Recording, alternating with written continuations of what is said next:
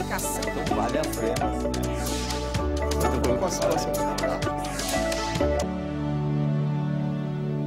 Até a promulgação do Estatuto do Desarmamento em dezembro de 2003, pelo então presidente Luiz Inácio Lula da Silva, o registro de armas era feito pelos estados. A partir de 2004, o sistema de registro passou para autodefesa a ser controlado pela Polícia Federal. Agora, propostas de flexibilização do Estatuto do Desarmamento têm ganhado um enorme espaço.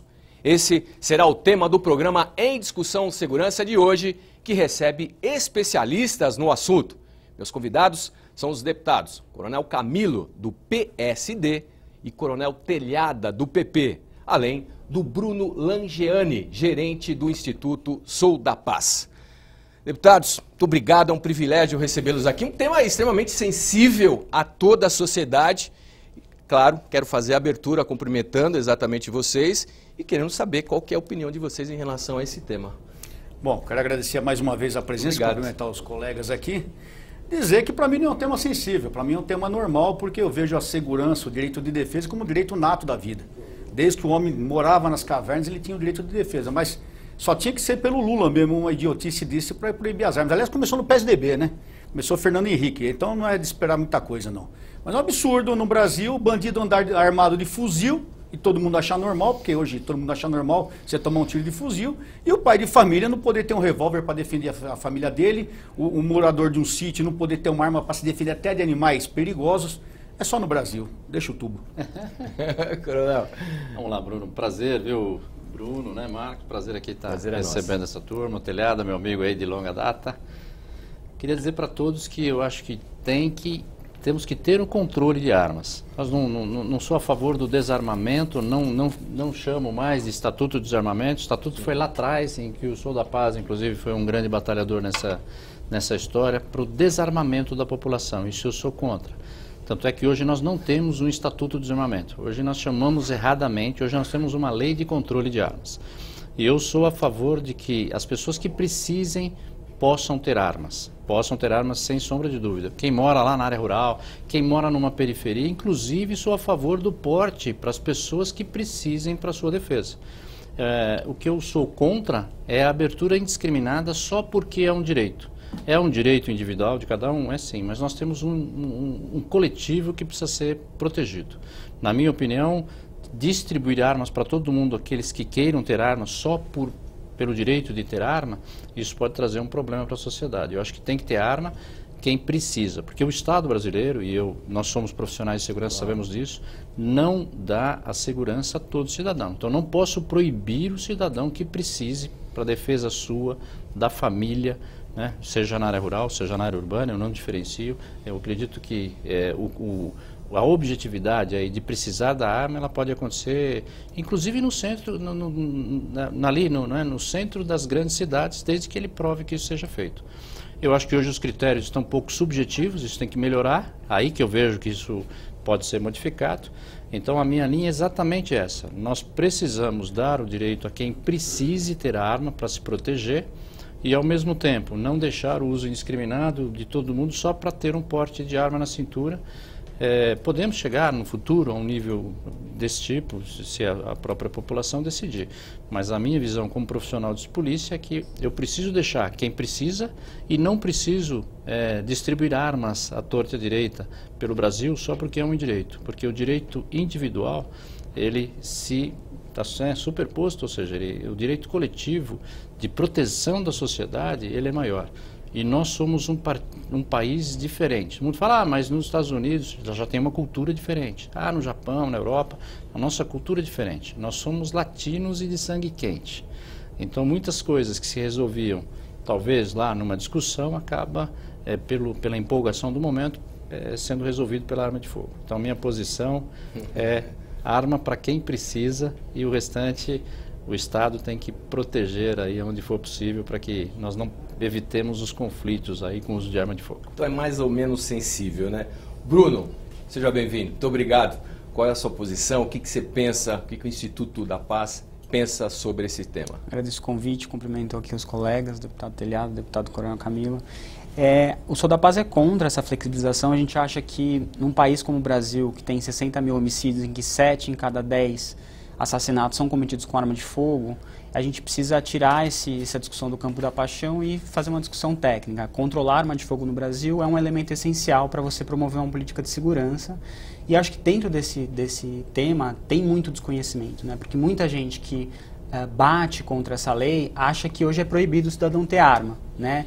E a gente tem visto, inclusive acompanhando os números de registro da Polícia Federal, dessa autorização para o cidadão ter arma em casa ou na empresa, triplicou nos últimos 3 anos, né? Então, o que a gente precisa deixar claro, e aí é o que a gente defende muito fortemente, é a pessoa que vai pedir uma arma, ela precisa cumprir alguns requisitos, né? Por que a gente acha razoável que a gente passe por exame psicotécnico para ter CNH, exame de visão e renove isso de tempos em tempos e acha um absurdo ser pedido isso para arma de fogo que proporcionalmente mata muito mais. Então, para que todo mundo entenda, o que o Estatuto exige de quem quer comprar uma arma? Que seja maior de 25 anos, que não tenha nenhum tipo de antecedente criminal, que passe por teste psicológico e que passe por um teste técnico, além de declarar essa necessidade, né? Então, olhando muito racionalmente, são objetivos bastante razoáveis para você entregar uma arma de fogo para alguém, né?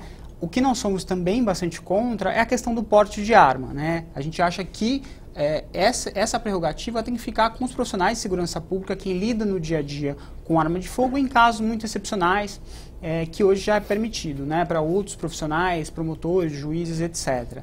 Então, eu acho que a gente precisa entender essa questão da lei de controle de armas, que muita gente olha o Estatuto de 2003 e pensa só na campanha do desarmamento, que é uma campanha de entrega voluntária, que o governo dá um incentivo para quem entrega essa arma, quem não quer mais ter essa arma, então não foi obrigado para as pessoas entregarem. Quem quis manter a arma tinha que cumprir os requisitos e renovar, e quem não queria mais uma arma, foi criado um canal seguro do governo, dá um incentivo para essa pessoa entregar sua arma, que é melhor do que ele vender para o vizinho, vender para o primo, uma arma que depois você perde essa rastreabilidade. Para além disso, acho que 2 coisas muito interessantes da gente falar do Estatuto é que, antes do Estatuto, e o Coronel Telhado e o Coronel Camilo vão lembrar disso, os registros eram locais. Então, uma arma que foi registrada em Minas e apreendida em São Paulo, a Polícia de São Paulo nunca conseguiria saber de quem é o proprietário, até para devolver ou, eventualmente, ver se essa pessoa desviou com má fé. Com o Estatuto, isso foi federalizado e tem um banco centralizado que os policiais conseguem fazer essa checagem. Para além disso, ele criou uma série de crimes contra o mau uso de arma, para melhorar o trabalho da polícia. Então, antes de 2003, por incrível que pareça, a gente não tinha um crime de tráfico internacional de arma de fogo. Foi o Estatuto que trouxe isso. Então, quando a gente fala do Estatuto de Desarmamento, acho importante a gente olhar a integralidade desse diploma, como o coronel falou, uma lei de controle de armas que fala desde fabricação, marcação até a destruição, ela tem que ser analisada na sua totalidade. Então, a gente acha bastante preocupante essas medidas de flexibilização, até porque na prática, e é importante aqui a gente discutindo na TV Alesp, que é um lugar de discussão de leis, de política pública, a gente precisa olhar as linhas miúdas. E o projeto mais avançado hoje para revogar e flexibilizar o Estatuto de Desarmamento, ele permitiria, por exemplo, que pessoas que foram presas, por exemplo, em flagrante por tráfico de drogas, que ainda não foram condenadas, que pedissem esse requisito e tivessem autorização legal do Estado para comprar sua arma. Então, isso é bastante preocupante, acho que principalmente profissionais que trabalham com segurança, a gente precisa analisar isso com muita calma para a gente não ter uma piora da questão de segurança pública que, com exceção de alguns estados, como São Paulo, por exemplo, que conseguiu reduzir bastante o homicídio, a situação no Brasil é bastante caótica. Então, a gente não é contra que as pessoas tenham armas, mas a gente acha importante que haja um controle e a gente acha que o Estatuto de Desarmamento hoje cumpre bem esse papel. Coronel Telhado, o que me chamou a atenção dentro dessa primeira explanação, a exposição de vocês, foi a cultura. O brasileiro, eu queria saber a sua opinião, o brasileiro ele está preparado para esse armamento? Ele tem essa cultura? Bom, a primeira coisa que eu tenho que deixar bem claro aqui, quando a gente fala que é a favor do armamento, é lógico que não é destruir arma aleatoriamente. Acho que eu estou falando com pessoas inteligentes e quem está me ouvindo sabe disso. É lógico, vai dar arma para qualquer um. Só se for um débil mental. Nem carta a gente dá, vai dar arma. Carta de habilitação. Sim. Segundo, cultura é uma coisa de cada um tem a sua cultura. Aí que eu concordo com os colegas, a pessoa tem que se inscrever, tem que fazer teste. Nós policiais aposentados, hoje para nós renovarmos nosso porte de arma, nós fazemos um teste psicológico, fazendo tudo que é feito pela lei. Agora eu discordo do colega ali, porque porque ele falou que o Estatuto do Desarmamento melhorou. Não melhorou nada. Hoje, tenta você conseguir um armamento, você não consegue. Esse papo que qualquer... É mentira, não consegue. Eu tenho inúmeros amigos que trabalham, são pessoas com estudo superior, não têm passagem pela polícia, enfim... E não consegue a liberação do armamento, não consegue. Uma hora a Polícia Federal protelando, não dando resposta ao Exército, ficou praticamente impossível se ter porte de arma. Esse papo que qualquer um pode ter mentira, não é verdade, não consegue. Então eu sou favorável sim ao cidadão que tem condições, ele é lógico, ele vai ter que mostrar a origem da arma, ele vai ter que explicar quem é essa pessoa, atestado de bons antecedentes. Lógico que eu não vou dar arma para quem é um traficante ou quem tem passagem por tráfico, aí vem um atestado de bons antecedentes. A entrevista, o exame psicológico, é lógico, tudo isso é uma coisa que eu entendo que já estava incutido na nossa conversa aqui. Agora, esse papo de que não funcionou mesmo. Eu não sei se o colega teve essa oportunidade. Eu passei minha vida toda sentado dentro de uma viatura. Sim. Tanto de rádio patrulha, de tática móvel de rota. E cansei de ver a agressividade do crime. E cansei de ver a população totalmente abandonada nesse aspecto. Porque o Camilo falou. Nós, policiais, não temos condição de estar em todo lugar 24 horas. São Paulo, só a cidade de São Paulo, são quase 14 milhões de pessoas. O Uruguai tem 3 milhões e meio. São quase 3, 4 dos Uruguai. 3, 4 do Uruguai. Para a gente poder falar em... Sim. E a Polícia Militar, apesar de ser quase 90 mil homens e mulheres, não dá conta disso. Então o cidadão tem o direito de se defender sim, o Estado tem que fornecer isso para ele. Agora, cultura. Se nós formos falar em cultura, meu amigo, nós vamos ter que ter a habilitação das pessoas, porque a cultura de trânsito aqui é uma porcaria também, ninguém respeita. Uma coisa básica, não pode falar no celular. Você sai agora na 23 de maio, você vai ver todo mundo falando no celular. Então, se a gente for pensar em cultura, o cara não pode ter uma arma, porque é a cultura do Brasil. Então, nós vamos tirar a habilitação de todo mundo. Não pode, tem 60 mil homicídios, são 60 mil homicídios justamente porque a população está desarmada. Porque a hora que o vagabundo for entrar na casa de um pai de família e falar, pô, meu, será que esse cara está armado? Vou pensar 2 vezes. Eu vou roubar, será que esse cara está armado? Mas hoje não, o vagabundo ele entra na casa de um pai de família com um canivete, com um revolvinho, uma 635, que é uma pistolinha desse tamanho, ele rouba a família, ele estupra a família na frente do marido e o cara tem que ficar quieto. Então, é muito bonito falar essas coisas aqui, não, mas a realidade não é essa, é só você consultar a população. Aliás, a população foi consultada na época do Estatuto. E a grande maioria da população foi a favor de manter a liberação das armas. E fizeram justamente o contrário. Então não sei para que consultar a população. Então é muito bonito esse discurso aqui. A gente vem aqui, nós tudo aqui de paletó e gravata aqui discutir. É muito gostoso, ar-condicionado, todo mundo me vendo, é maravilhoso. Agora vai lá na rua, foi a realidade do povo. A realidade do povo não é essa, colega. Não é essa, não. Que vocês querem mostrar que está tudo bem, que a lei não tem segurança, está uma porcaria, o cidadão está abandonado. Você vai na periferia, não sei onde o colega mora, eu moro na freguesia do lado da Brasilândia, anda na Brasilândia à noite sem uma pistola na cinta. Eu não me atrevo. Vai com o seu carro, deixa a sua esposa ir lá em São Miguel Paulista agora sozinha. Ou então, se Deus o livre acontecer um problema, você tem que mandar sua esposa lá com um carro, seja um carro simples, carro mais simples que ela tiver. Eu não me atrevo. Então, gente, falar é uma coisa, a realidade é outra. Eu acho que nós temos que abrir os olhos para a realidade. Claro. Tá? Eu acho que o cidadão, ele tem uma arma, ele cometeu um deslize, ele cometeu um crime, ele tem que ser responsabilizado. Como é o caso do acidente de trânsito, o Camilo mesmo falou que o povo é mais esquentado e tal. Para isso nós só temos jeito de fazer. Nós poderemos ter acidente com crianças mexendo com arma, poderemos ter, e infelizmente é uma grande realidade. Agora, nós temos acidente de crianças em piscina, em banheiras, da mesma maneira, em acidentes domésticos. A gente não proíbe piscina, a gente não proíbe banheiro, a gente não proíbe faca de cozinha, a gente tem acidente, não proíbe explosão em cozinha. Nós temos acidente todo dia. Então, eu concordo que realmente é preocupante na situação de repente, resultados desagradáveis. Lógico que é. Mas nós não podemos continuar do jeito que nós estamos. O colega mesmo citou, 60 mil pessoas mortas por ano. O Vietnã, em 15 anos de guerra, foram 58 mil americanos em 15 anos. No Brasil morre um Vietnã por ano. E a gente está discutindo se deve ou não liberar armas. Eu acho que nós estamos fora da realidade, então. Coronel Camilo. Não, acho que temos que pensar também por um outro lado. Claro. Todo mundo armado não vai resolver o problema da segurança. Sem dúvida. Tá? Não é equivalência bélica que vai resolver o problema da segurança. Né? Isso já se batia lá atrás, eu ouvi falar, quem usou essa frase muito foi o Ricardo Balestreira, ele foi secretário nacional aí da segurança. Nós precisamos trabalhar com inteligência. Nós precisamos fazer com que a informação chegue para a polícia. Nós precisamos tornar a polícia conhecida, né? Através dos programas de TV, né? Polícia 24 horas, operação de risco, trabalhei muito nessa questão quando eu estava no comando, o Telhada me ajudou nisso lá também. Então não é armar, uma grande divulgação, até hoje na televisão, pequeno. Há uma expectativa da população de que, olha, vou dar arma para todo mundo e nós vamos estar seguros no dia seguinte. Não, há uma expectativa. Há uma expectativa errada de que a arma resolve tudo. Não é assim.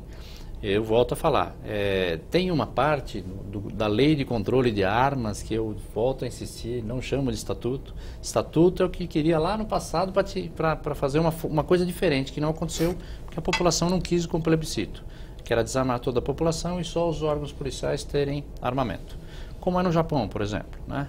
Mas não foi o que aconteceu aqui. Então, assim, só para ficar bem claro, nós vamos resolver o problema da segurança pública com inteligência, né? Com a boa informação. Os sistemas inteligentes, qual é a matéria-prima da inteligência? É a informação. Então é isso que nós vamos trabalhar bastante, não tenha dúvida nenhuma. Mas enquanto nós não temos esse, e São Paulo está bem na frente, São Paulo nós estamos aí, embora a sensação de segurança, nós temos 2 pilares na segurança, né? A criminalidade real e a sensação. A criminalidade está baixando, nós estamos aí a 7 homicídios por 100 mil, 7,5, não lembro agora, né? Por 100 mil habitantes, é uma taxa das melhores do mundo, é um case mundial, né? Nunca tantas cidades, durante tanto tempo, reduziu a criminalidade como São Paulo. E vai reduzir mais ainda com tecnologia. Bom, esse é um ponto. Então, agora a sensação de segurança está muito ruim. Então, está muito descolada da criminalidade. Isso faz com que a gente tenha esse medo de sair na rua, de andar de noite, Então, mas vamos lá, só para deixar bem claro, porque às vezes a fala acha que a arma para todo mundo resolve. Agora, a arma eu não posso, eu volto à minha fala inicial. Nós temos que ter uma lei de controle de armas. Eu não posso, o estatuto atual, naquela parte inclusive que fala da declaração da necessidade, deixa muito subjetivo a quem está dando o porte de arma entender que aquilo não justifica. Ou seja, isso precisa ser melhor trabalhado. Eu preciso ter critérios efetivamente objetivos, se ele pode ou não.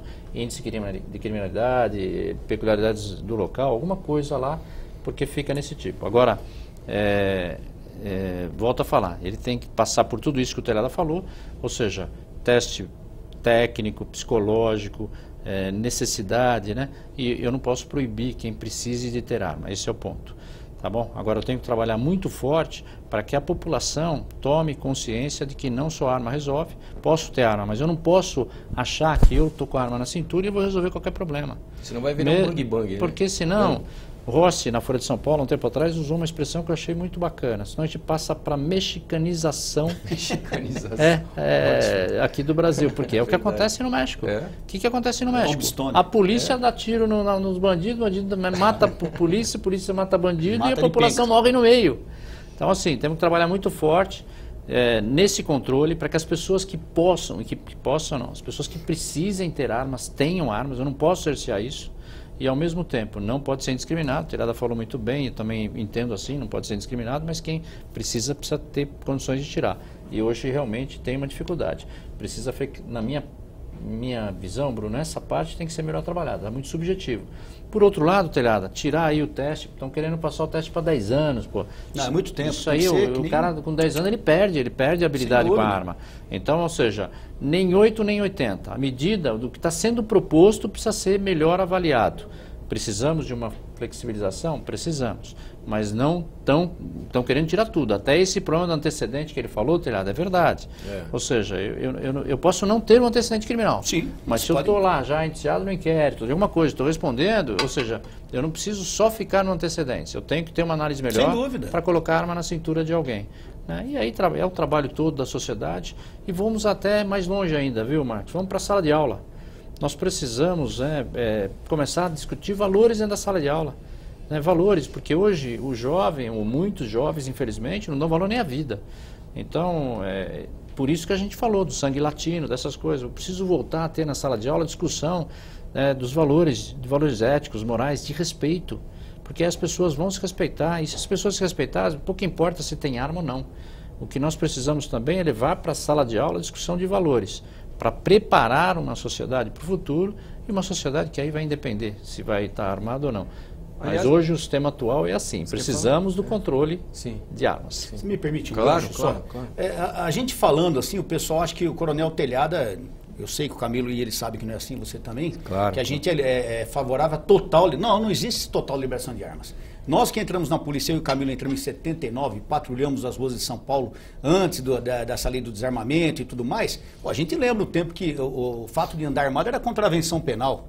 Então todo mundo andava armado e eu lembro que a gente chegava no boteco, dava mão para a cabeça, você ia debaixo do balcão, tinha 6, 7 armas que os caras já desovavam. Então a gente não quer isso também, não. A realidade, o cidadão que tem necessidade, aquele que comprova, que explica o que está acontecendo, ele tem que ter. E essa não acontece hoje. Falei, tem inúmeras pessoas que me procuram, até eu tenho certeza que te procuram também como deputado para a gente intervir. Ou fala com o delegado, o cara está há anos esperando a liberação do armamento, o cara é um empresário, o pessoal da Fundação Casa, entendeu? Eles vivem aquela loucura todo dia, não pode ter armamento, da administração penitenciária tem dificuldade, nas guardas municipais. Então é tudo muito difícil por causa desse estatuto. Então, eu concordo com o Bruno quando ele fala dos benefícios do combate ao tráfico internacional. Lógico, nunca nada é só ruim, tem os lados bons, lógico. Sim. E eu não sou favorável também a acabar com tudo. Nós temos que sentar e rever, mas uma grande realidade é que a situação da população está caótica. A população precisa se defender. Hoje o cidadão está totalmente a refém do crime. A gente vê todo dia isso. Nós só abrir o WhatsApp e você vê cada absurdo. O cara andando na rua, vagabundo, vem 2, 3 vagabundos armados. Então, na realidade, o combate ao desarmamento só acontece para a população. Porque o bandido não está nem aí se ele vai ficar preso, se ele vai ser autuado em flagrante, se ele está com revólver, se ele está com fuzil. Então, nós temos que sim deixar a população se defender. Lógico, com critérios, sem dúvida, né? Vai pegar um cara que tem passagem, vai pegar um cara que é descompensado, que a família toda sabe que o cara é bipolar, vai dar uma arma na mão do cara? Não.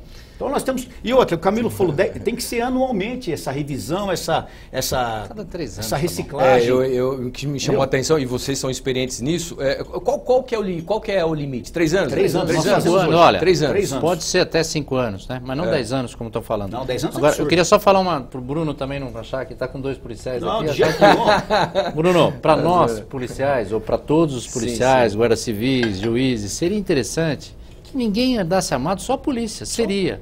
Agora, seria uma irresponsabilidade muito grande nós não deixarmos a população que precisa para se defender, porque nós, repito, nós não conseguimos garantir a segurança do jeito que nós gostaríamos em todo o estado e a todo momento. Quiçá nós vamos chegar nisso no futuro, vamos ter uma sociedade mais pacífica, nós caminhamos para isso. São Paulo é um exemplo, Agora, enquanto isso não acontecer, precisam ter armas. Então, só para não ficar uma visão aí que fala, pô, mas se tivesse... Porque isso me foi falado na época lá. Pô, mas vocês não gostariam de só a polícia andar armada? Lógico, nós gostaríamos porque aí quando eu fosse fazer a abordagem a alguém, eu teria certeza de que ele não está armado. Se ele tivesse armado, estava errado já. Pois é. Mas hoje não é uma realidade porque a população tem aí necessidade e essas que têm necessidade devem ter o uso da arma de fogo. Acho que o debate está sendo bem interessante, porque acho que tem vários pontos aí para a gente tratar, né? Acho que uma coisa que a gente vê no trabalho diário é que o motivo da compra de quem está interessado em comprar arma, ele é sempre nobre. Quem está indo lá para comprar, eu quero defender, eu quero fazer isso, eu quero fazer aquilo. Na prática, no dia a dia, a gente vê muitas pessoas fazendo mau uso dessa arma, de alguém que está fazendo uma separação e usa a arma para matar a mulher, que está com uma briga de vizinho e usa essa arma para agredir. A gente teve um caso agora recentemente de uma briga na calçada por causa de cocô de cachorro que virou, o vizinho foi lá, pegou uma arma e sai dando tiro. Então, assim, esse controle ele é muito importante. E acho que foi bom o Coronel Telhado e o Coronel Camilo terem trazido o exemplo de São Paulo, que acho que é um exemplo bastante emblemático para a gente olhar. Esse controle de armas e vários mecanismos de crimes criados, bancos de dados, a gente tem que pensar muito também pelos atores da segurança pública, o que isso impacta. Se a gente olha os dados da CAP aqui de apreensão de arma de fogo, antes do Estatuto do Desarmamento, se apreendiam as polícias militares e civil apreendiam 40 mil armas de fogo todo ano em São Paulo.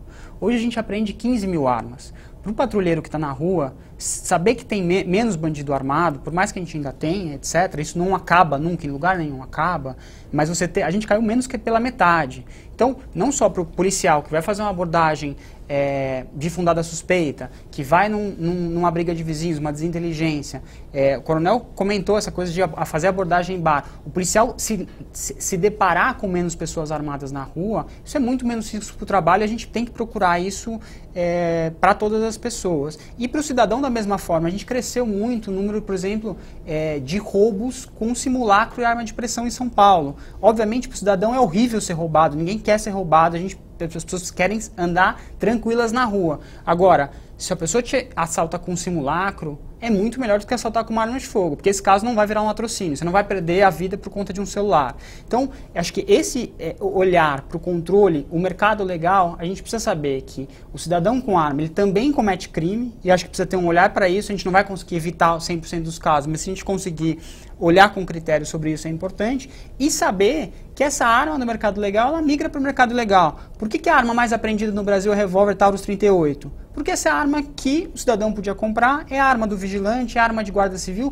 tem um grande estoque desse tipo de arma no país. Então, quando você faz pesquisa, vai lá no Fórum da Barra Funda, na Sala Cofre, para olhar que arma tem, você tem um monte desse tipo de arma. Então, é muito importante que a gente tenha um bom controle sobre isso, e acho que a gente precisa sempre também olhar o que dá para aperfeiçoar. A gente falou muito há pouco tempo, pena para quem está com arma automática, precisa ser mais alta do que quem é pego com uma pistola 9mm. Para quem está com fuzil. Para quem está com fuzil. Essa questão de quem faz receptação, de quem é armeiro, que está emprestando arma, que está fazendo manutenção de arma do crime organizado, tem que ter mais pena sobre isso. Tráfico, por exemplo, que hoje não é criminalizado, parte e componente, o cidadão vem lá do Paraguai, vem com tudo desmontado, vem num carro uma parte, uma outra, hoje isso não é criminalizado. Então, tem uma série de questões que nós precisamos melhorar, mas a gente não acha que o caminho é a gente fazer essa fiscalização e, principalmente, acho que é importante a gente frisar isso, a questão do porte. Porque a pessoa ter a arma em casa para sua defesa, de novo, isso está previsto.